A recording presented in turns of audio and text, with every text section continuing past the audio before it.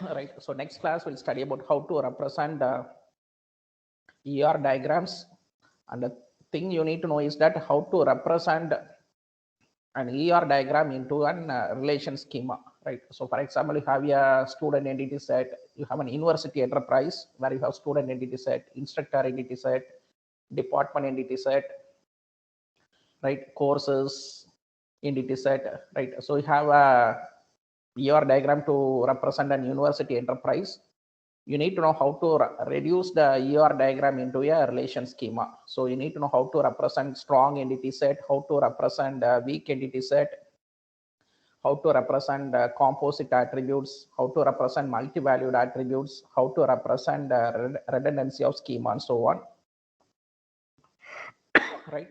So that will work in next class.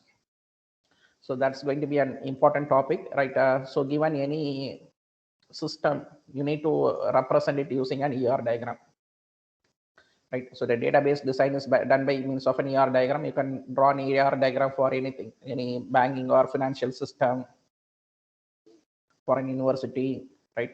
For any organization, you can represent it by means of an ER diagram. So once you represent an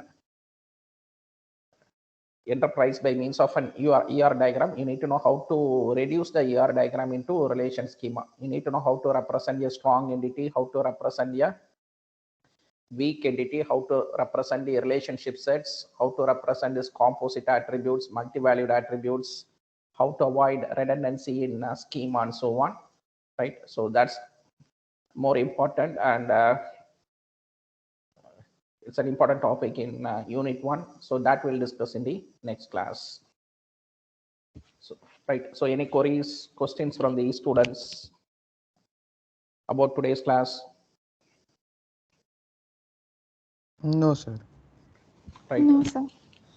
Right. So thank you for your participation. So we'll meet in the next class.